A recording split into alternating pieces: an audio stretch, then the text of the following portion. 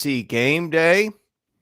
I am Chris Lee, joined by Blake Lovell. We are going to talk about a lot of SEC football day. We got 15 games. We got our first SEC on SEC matchup. We've got the much anticipated Texas trip to the Big House.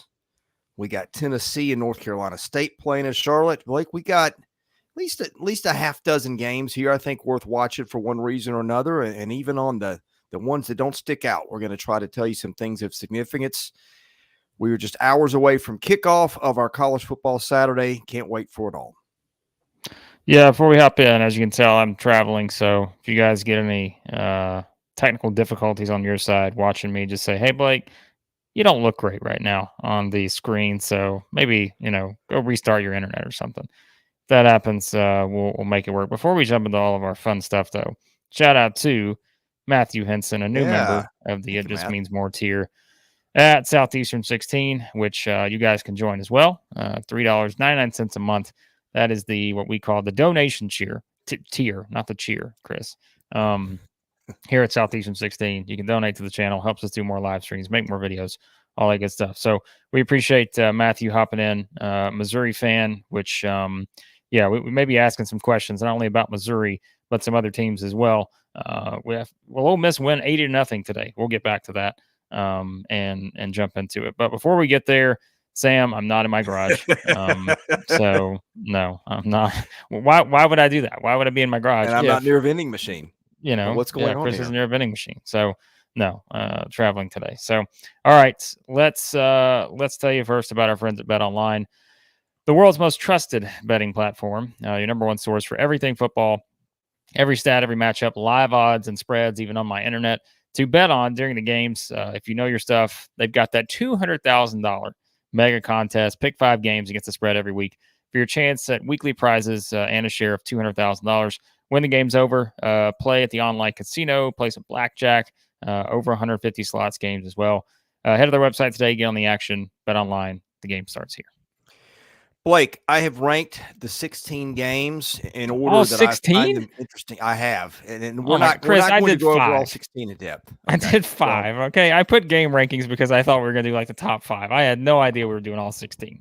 So I will mention them because I think everybody deserves to mention. They may get a 15-second mention. And then I came up with something for every game, okay? Because everybody's games are not equal. But I think we can agree number one on the radar is Texas's trip to Michigan. And frankly, Texas, it's crazy. Texas is a 7-point favorite, the defending national champion, but then it doesn't seem like it's enough if you watch both teams play last week.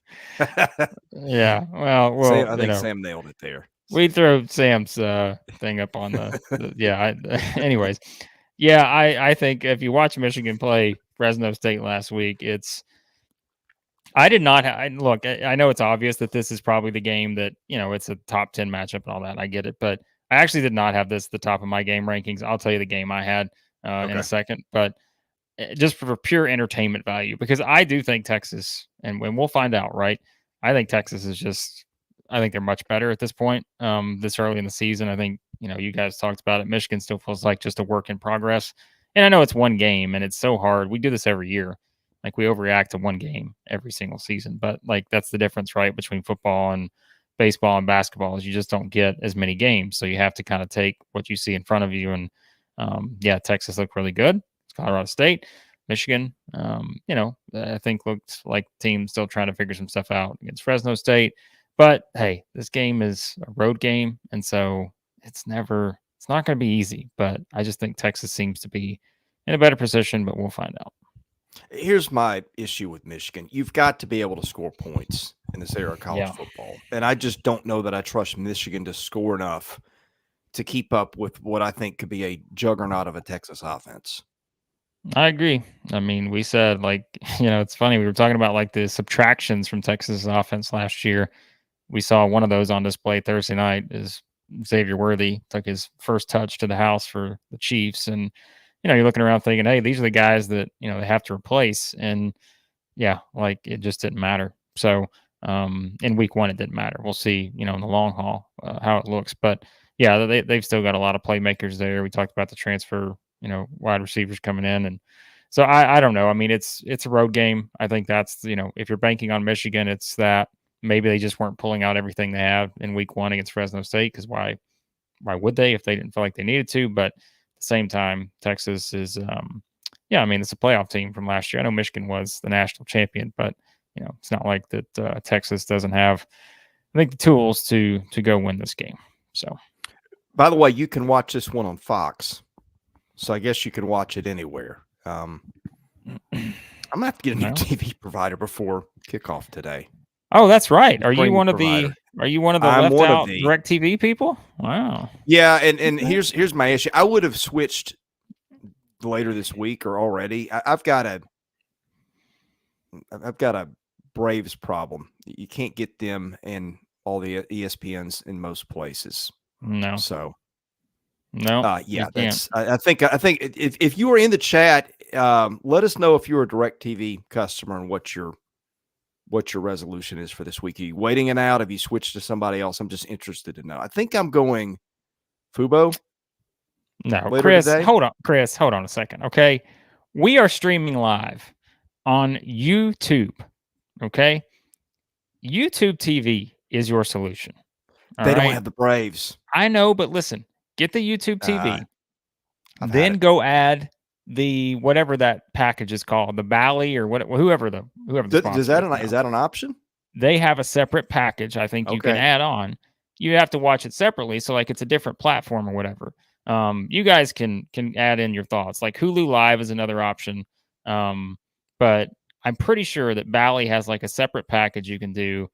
But YouTube TV is still, for my money, the best option there is, and then you can just do the add-on packages. But you guys can weigh in on everything else in the chat. So a lot of helpful people in the chat right now that Chris will need to go through there. So, all right, number 2, and this might be your number 1, because I think this could be a sneaky good game and maybe even an upset. Is it Oklahoma State traveling to Arkansas? No, was that your number 1? Okay, then I think I know. You're going SEC on SEC as your number 2. Nope. What? Oh, you're going Tennessee and Charlotte. I just want to see guys just sling the ball around. So to me, that's Tennessee, NC State. Because I think that's gonna be the most entertaining game. But we'll find out. But I just think the potential is there.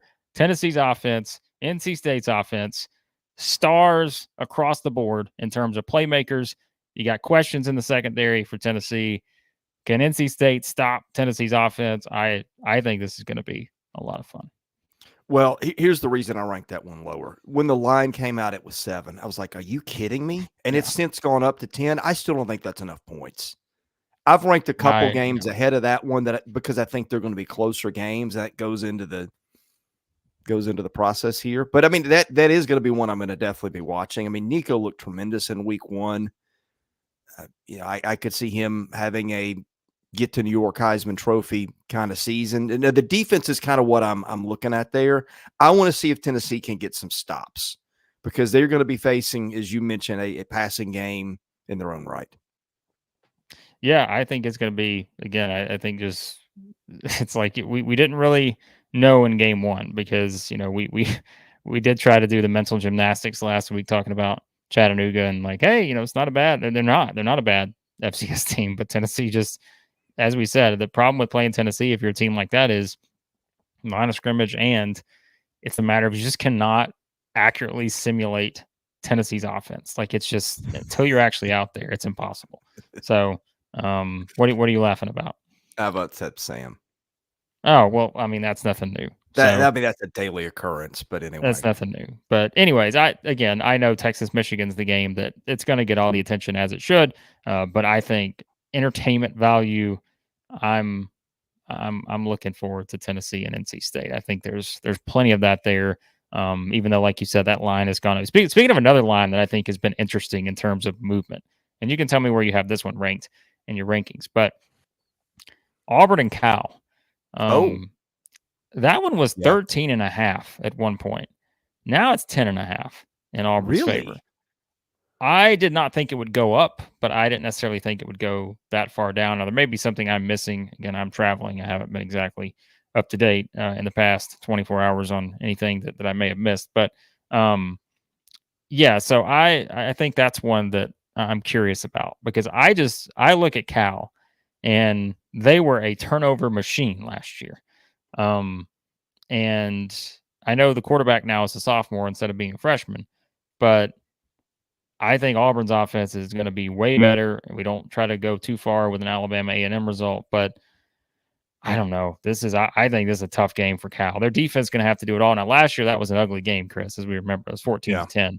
But I just think the difference this year is, I know Cal still has Jay Knott, and that's good enough offensively, but I just think Auburn is potentially lapped them on offense, and so I wonder how that one plays out. But what I don't think Cal got to 300 yards of offense last week. 273, I think.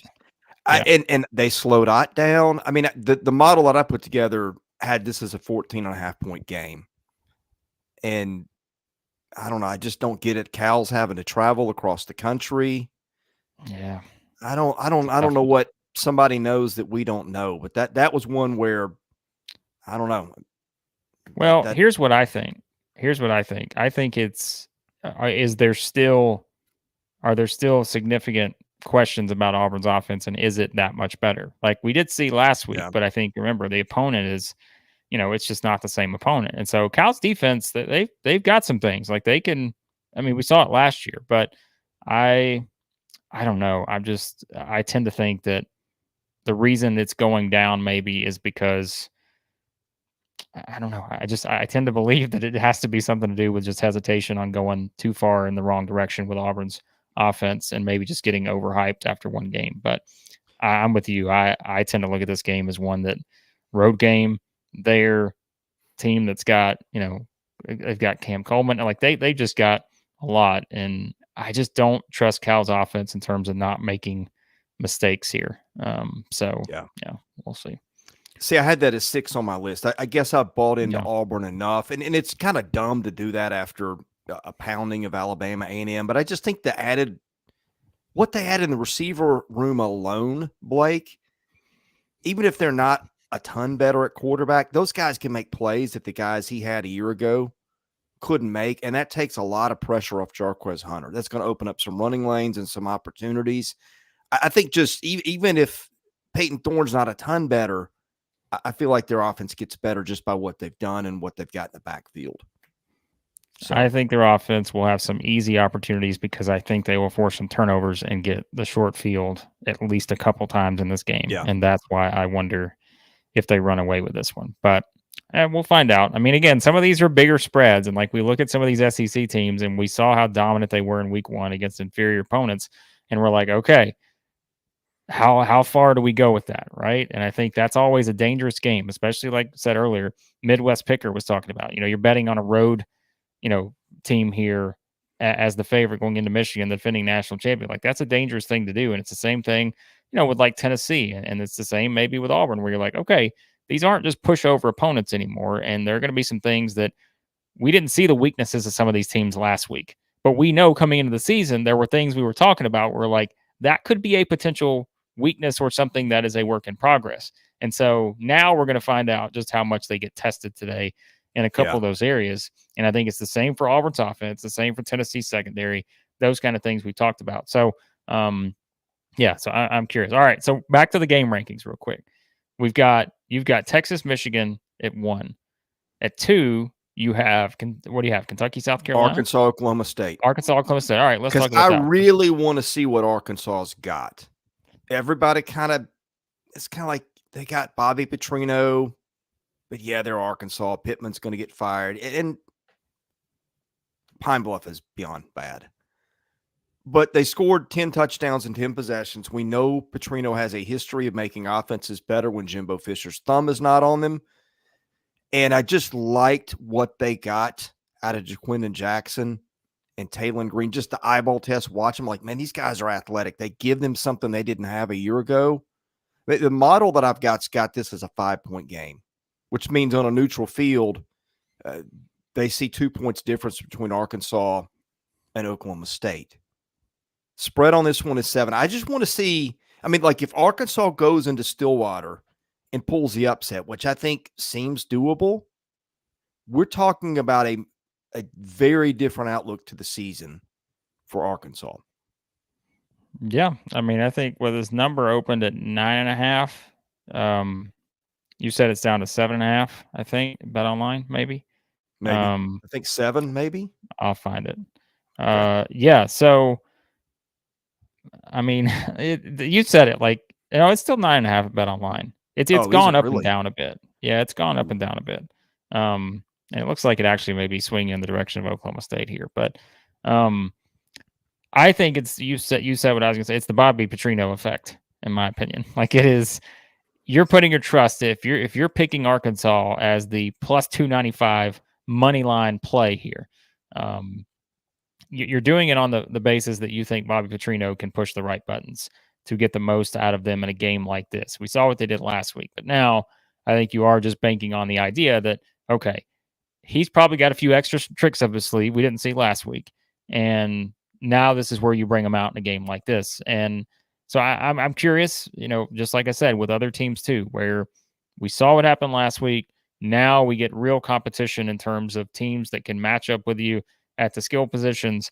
They can match up with you up front potentially. And I just think it's always, fascinating to see how that plays out. So yeah, if Arkansas wins this game, it's because Bobby Petrino, I think, is calling a fantastic game. And I think, as you said, it's really just a matter of him understanding that they've got some offensive weapons on that team. And I think he knows how to use them. And we saw some of that. I mean, again, we saw it last week, but I think he knows, at least there's a confidence there of what he's working with. And so, yeah, I mean, as always, when you have these kind of games, don't turn the ball over.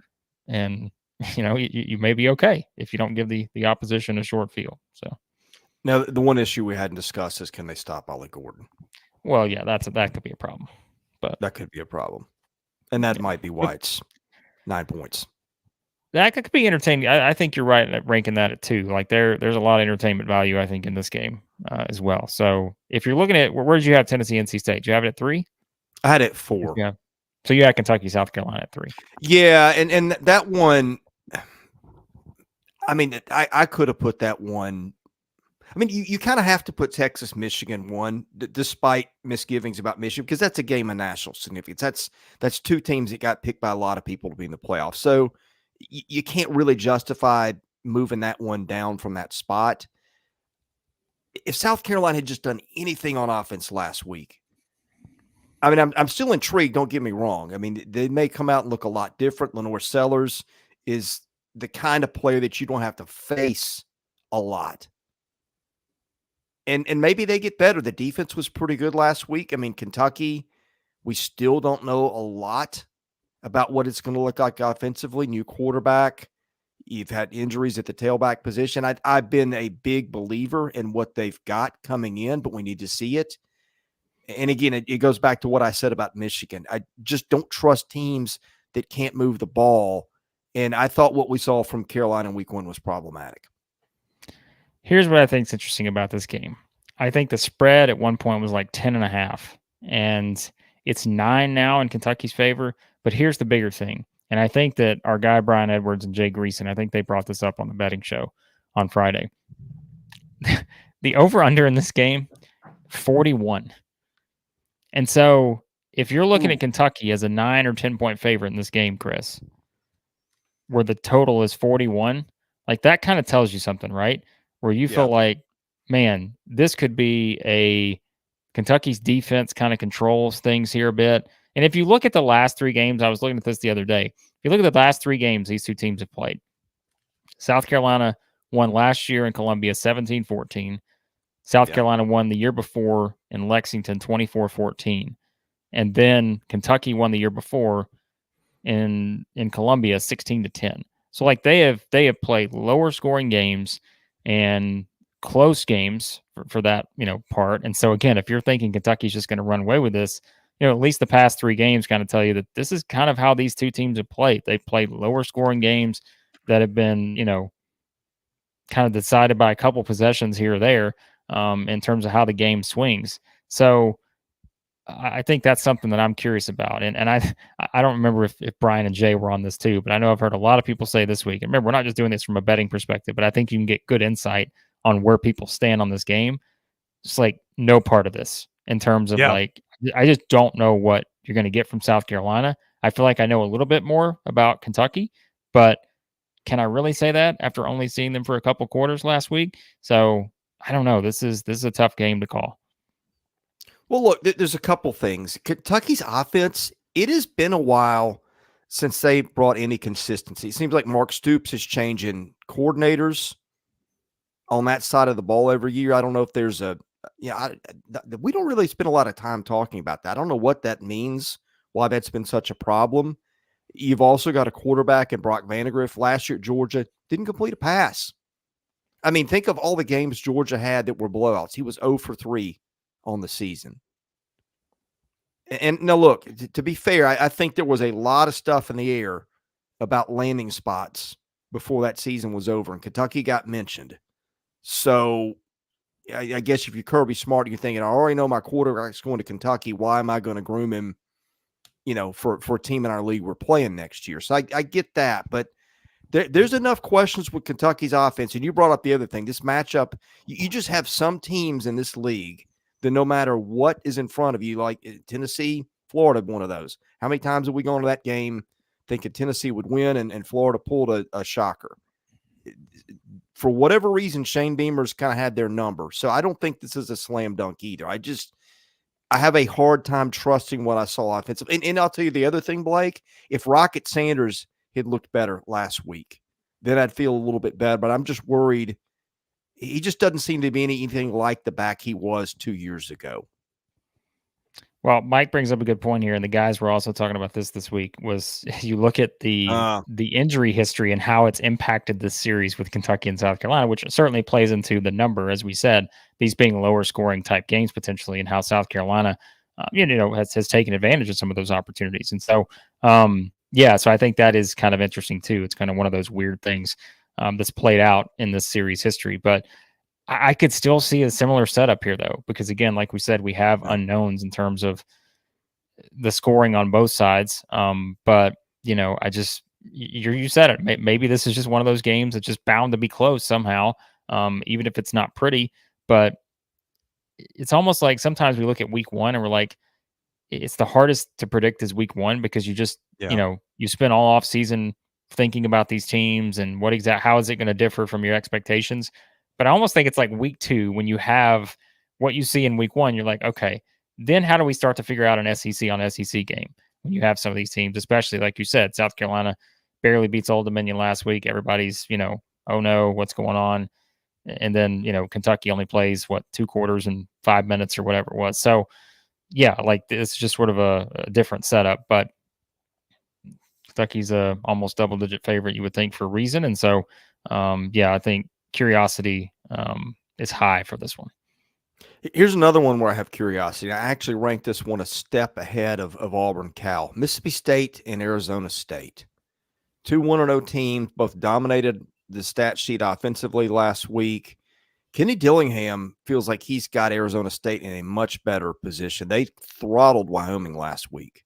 What was it, 47-6? This is the typical, not only you traveling out west on a long flight. I don't know what the route from Starkville to Tempe is, but it can't be easy. You got all that heat, and I know State plays in it. You got a 9:30 Central kickoff. I think I'm still leaning Arizona State just because I just think that so many of Mississippi State's guys are just guys we hadn't seen play any meaningful football. And the way Arizona State dominated week one, I think you got to get a lot of confidence out of that. But that's a game that intrigues me too.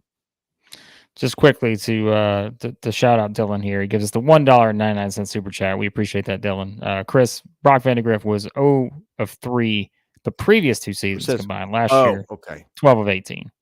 Which 12 of 18 stat on there was his exact stat line in his first game for Kentucky. So there you go. He matched his total in game one. But nonetheless, we appreciate the $1.99 super chat from Dylan there, and anybody else who wants to leave a super chat, you can. That will guarantee we get your comments.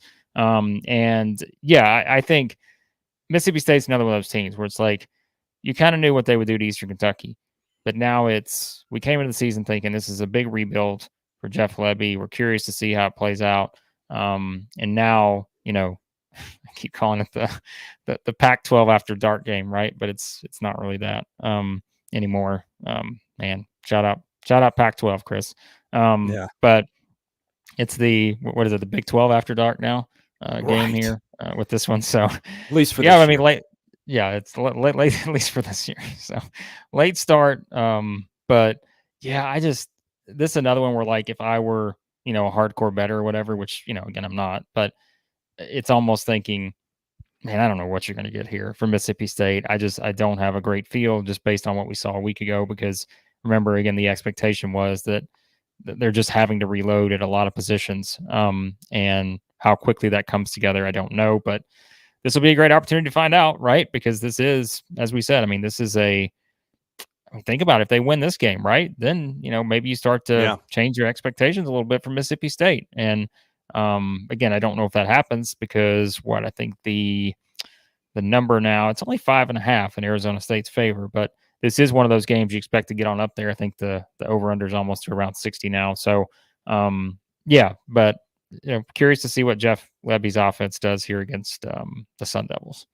Yeah, the look-ahead part is what kind of makes this intriguing, because if they get this one, they got Toledo next week, which is typically maybe the best team in the MAC. So they're not a pushover, but if you can win out in Tempe, you can win that one. You get Florida the next week in your backyard. God only knows what Florida's going to look like. We'll talk about the Gators in a minute.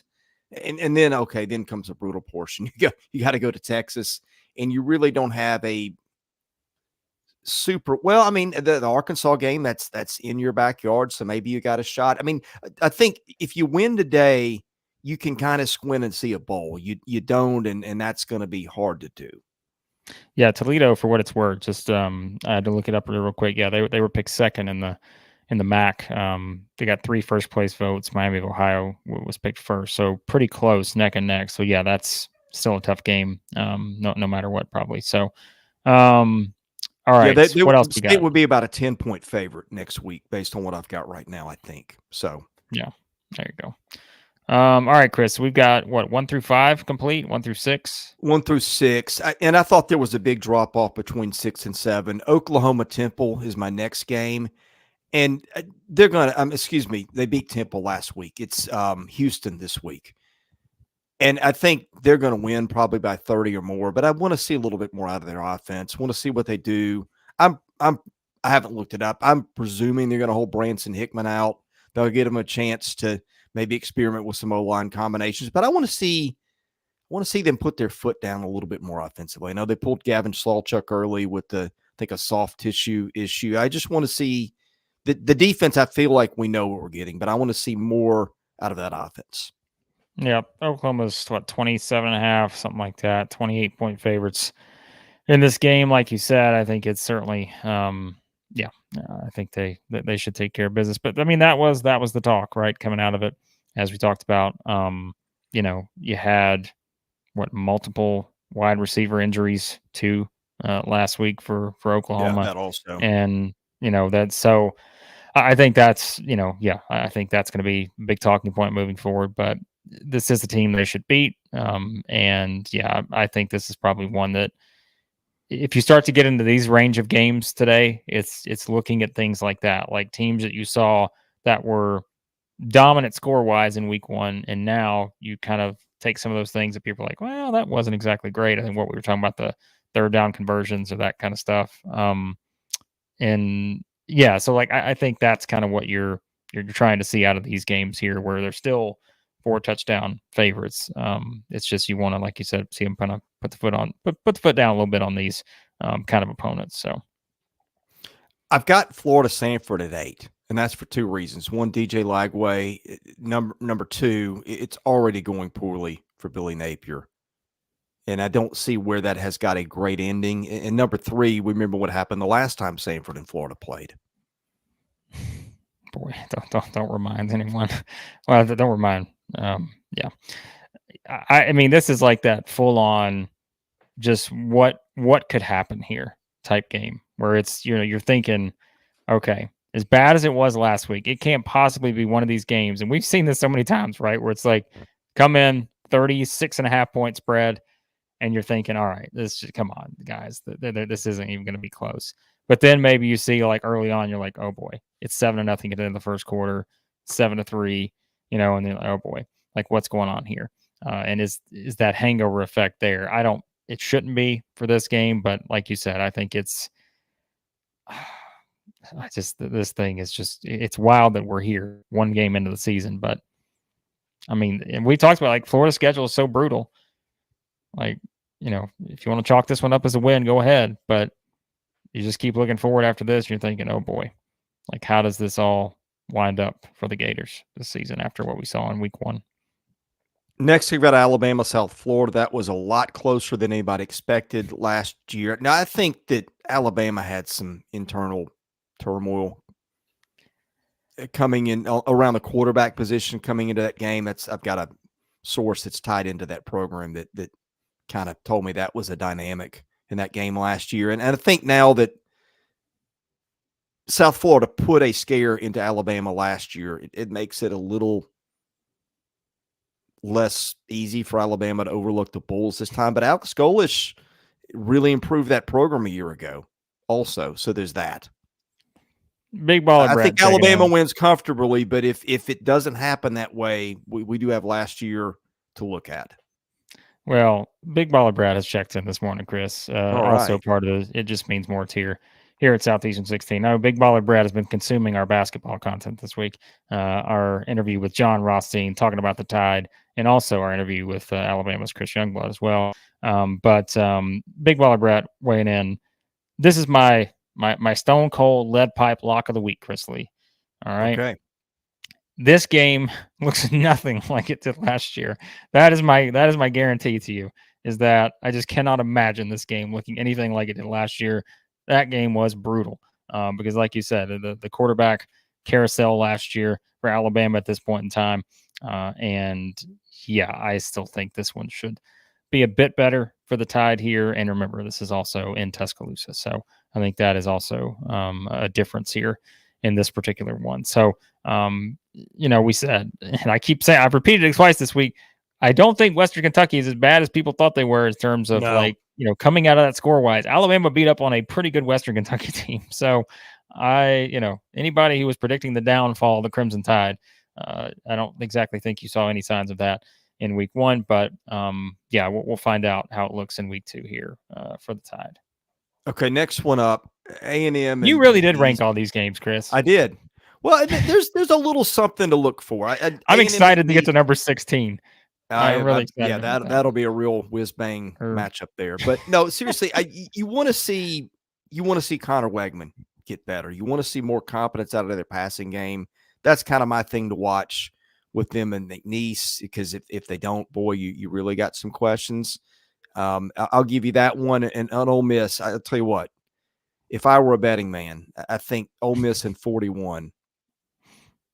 I think they're in obliterate everybody mode. There are two coaches in this league that just don't have any mercy for anybody, anywhere, anytime if they've got the personnel. And Lane Kiffin's one of them. Josh Heupel's the other one. But I think, I could see this being a 65-0 type game. Did Derek Mason never beat Lane Kiffin, right, when he was at Vanderbilt? He didn't beat Kiffin. He beat Ole Miss, but he didn't beat Kiffin. Okay. I couldn't remember how the years lined up. But, okay. Well, yeah. Ole Miss almost lost to Tennessee Tech. Yeah.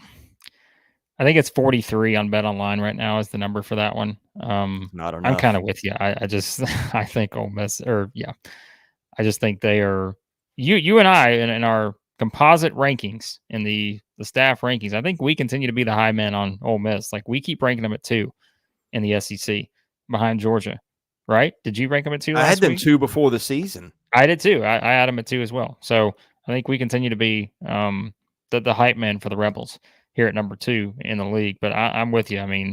And we said this too. And again, the season may prove differently. But when you came into the year and you looked at Furman, that is not a bad team at the FCS. Like, that is a pretty good team, and they just, as we said, could have scored 100 on them. So I just think it's the difference there, and I'm with you. I think Ole Miss, That's a lot of points at 43, but that's another one where you look at it and you're like, feels pretty good to me. Then you mentioned Texas A&M. Yeah, I mean, they're 46.5 point favorites, something like that. So, yeah, offense better kick it up a notch if that's going to happen.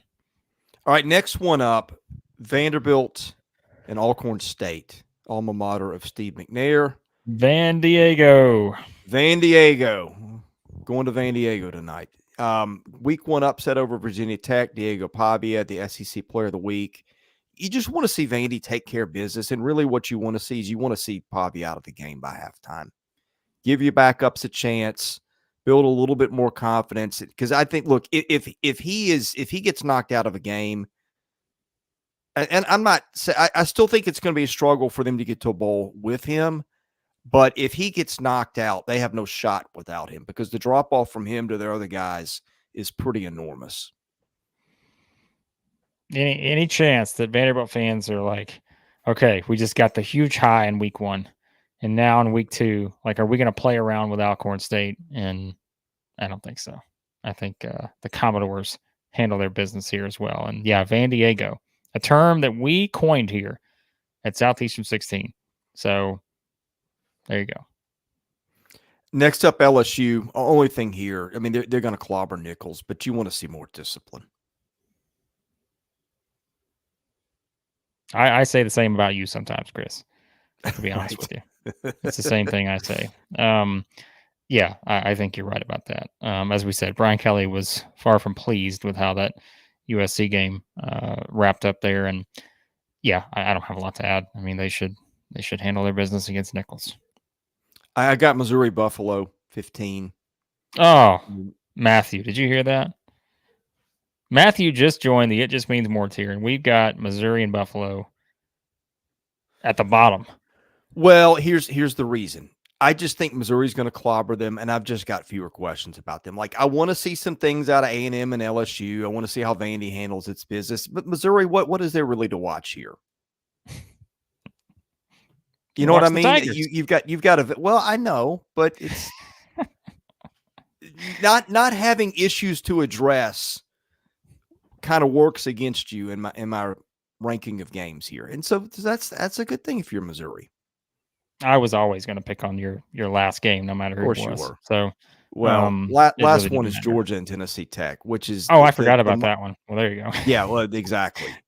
That Jeff Sagrin's got that as a 65-point game. Oh my gosh! I mean, the spread is what, 50 something, 54, 54 and a half, something like that. Or it opened at 54 and a half. I don't know where it's at now, but yeah, that's pretty absurd when you think about it. So, anyways, all right. I agree with your rankings.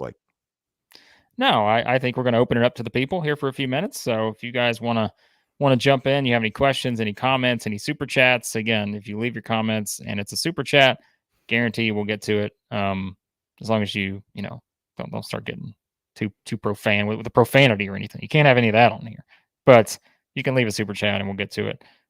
But Big Baller Brett earlier wanted to remark this. He did give us an update on the Bama Auburn hockey matchup yesterday. 6-3 was your final. I've learned something.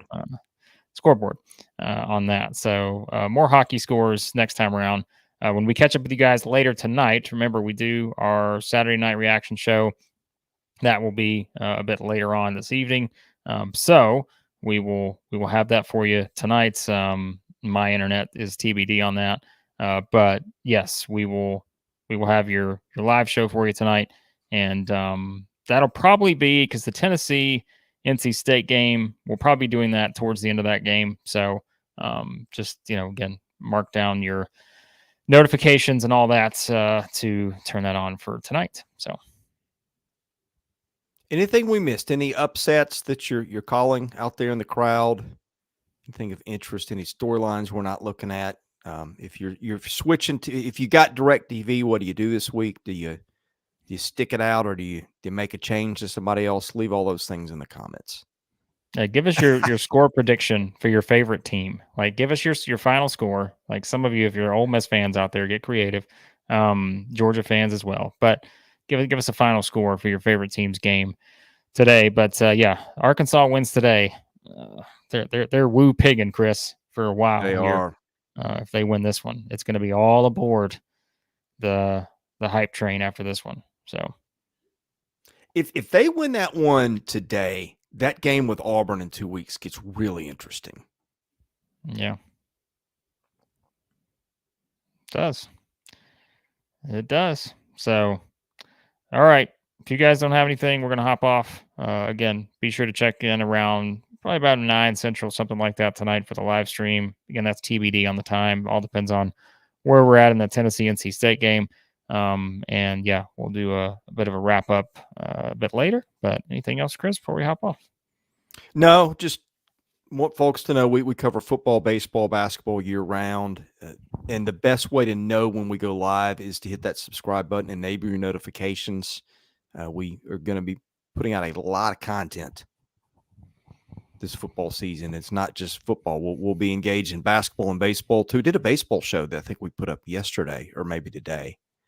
So do those once a week. So if you're looking for wall-to-wall coverage in the major 3 sports, check us out there. If you're looking to advertise, we've got an audience that watches that measures in the millions per year. Caroline.smith@southeastern14.com. Anyway, thank you to all who watched. We'll be back later tonight with their wrap-up on the day's action. I'm Chris Lee of Southeastern 16. He's Blake Lovell of Southeastern 16. We are presented by Bet Online. God bless you. Have a great weekend. We'll see you soon.